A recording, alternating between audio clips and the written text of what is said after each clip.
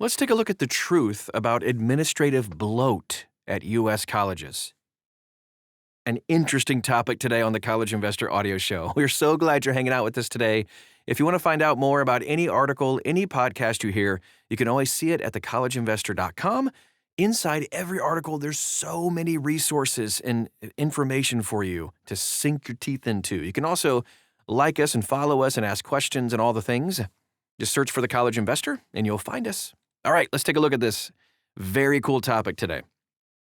So in the last few years, rising college costs have been at least partially blamed on a simple and provocative idea: administrative bloat. The claim is easy to repeat and hard to forget. Some versions suggest that elite colleges employ one administrator for every 2 students, or even several staff members per student. Wow, these figures have even made it to congressional policy debates, opinion pieces, social media posts, and on, often presented as self-evident proof that colleges have lost control of their staffing. But when these claims are checked against federal data, they kind of fall apart, although they do make some really good clickbait. Using enrollment and staffing figures from the National Center for Education Statistics and the Integrated Postsecondary Education Data System, a much different picture emerges. Across all U.S. colleges and even Ivy League institutions, students outnumber staff by wide margins. Faculty account for a significant share of employees, and many institutions appear staff-heavy only because they operate hospitals, medical schools, large research enterprises that serve the public far beyond their student bodies and usually fund themselves, right? So let's dive into the data and see how these rumors fall apart. Actual staff-student ratio at Ivy League schools. Let's take a look. The staff-to-student ratio at the 8 Ivy League colleges, Brown, Columbia, Cornell, Dartmouth, Harvard, University of Pennsylvania, Princeton, Yale, is 60%, or about 6 staff members for every 10 students. If a college enrolls 10,000 students, 6,000 staff members. That's a lot, I know, but still, if faculty are excluded, the ratio drops to 37. All right, so what are these non-faculty staff? Well, admissions, financial aid, IT department, libraries, student services, career services, compliance, facilities administration, and even campus safety. The faculty and research staff represent 23% of student enrollment, consistent with an average of 5 students per faculty member. Not bad. The student-staff ratio is slightly higher if one limits the enrollment count to just undergrad students, too. But based on data from College Navigator, the student-faculty ratio at the Ivy League colleges ranges from 5 to 9 students per faculty member. What does the national data show, by the way? The Trend Generator tool from the National Center for Education Statistics, NCES, can be used to obtain national data. So, and based on that generator tool, there are a total of 4 million college staff in the U.S., 1.5 million faculty. At 4-year schools, there are a total of 3.5 million at 4-year colleges, of whom 1.2 million are faculty. There are a total of 25.7 million students in college in 2023-24, with 18 million at 4-year colleges, and of those, 14 million are undergrad students and 4 million are grad students. So, the ratio of students to all staff, including faculty, is 6.4 at all colleges, 5.2 at 4-year schools. If limited to just undergrad students and faculty at 4-year colleges, the ratio is 11.8. So where do all these errors come from? The rumors appear to invert these ratios, treating the student-staff ratio as though it were a staff-student ratio. You've all heard it. Well, it's also important to remember that total number of staff number can be skewed for some schools, like medical schools or colleges with university-affiliated hospitals, because total staffing numbers includes all of those employees at the hospital. For other schools, graduate students who are working due to assistantships, a form of financial aid, those are counted in the numbers, but they're still students. This can increase the staff-student ratio at specific colleges for sure, but not to the levels highlighted in all those rumors that we hear.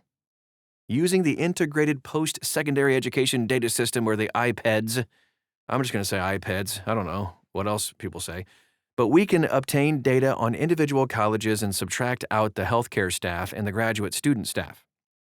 Note that some faculty have dual roles as university faculty and healthcare staff. So these faculty were not subtracted. There's a chart that shows the ratio of non-medical staff to enrollment, which you can find at thecollegeinvestor.com. Inside this article, basically, the chart shows that the ratio of staff to students in 2024, after subtracting healthcare staff and graduate student staff, straight from IPEDS. The average ratio is 21%, with the standard deviation of 15%. The median is 15, and the mode is 12. The colleges with the highest staff-student ratios include medical schools, of course, and graduate student-only institutions, like the Icahn School of Medicine at Mount Sinai, the Weill Medical College of Cornell, Baylor College of Medicine, UCSF, Medical College of Wisconsin, and on and on. The first college that is not a medical school or graduate student-only institution is the Curtis Institute of Music. It has a 50% staff-to-student ratio, if limited to just non-faculty staff. The data is consistent with non-academic staff as well. Non-academic staff includes food services, financial aid offices, libraries, students or IT, all that kind of stuff. There's a chart that shows the ratio of non-academic staff to enrollment. And so it basically shows that if a college enrolls 10,000 students, a 10% ratio would be that there are 1,000 non-academic staff members. That's pretty much the average ratio. Conclusion? Claims about administrative bloat at U.S. colleges persist because they're simple, memorable, and they're repeated without context. And it makes people all crazy. That's what social media is all about. But when enrollment and staffing data are examined very carefully, of course, the claims do not add up. A 60% staff-to-student ratio does not mean colleges employ more staff than students, nor does it imply a workforce dominated by administrators. It means that students do still outnumber staff, and that faculty, researchers, operational employees make up most of that count.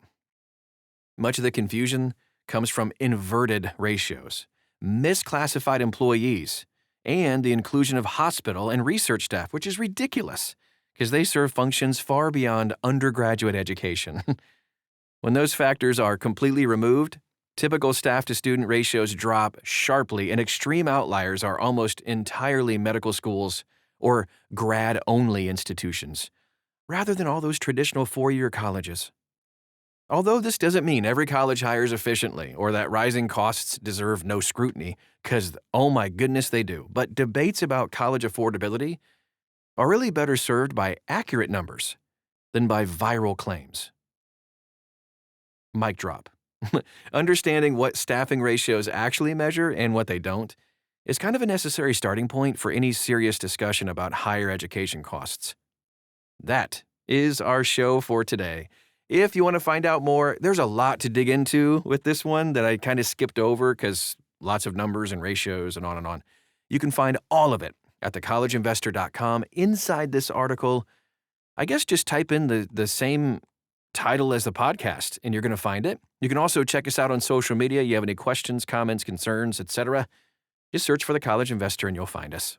Thanks again for stopping by today, and we'll talk to you again real soon.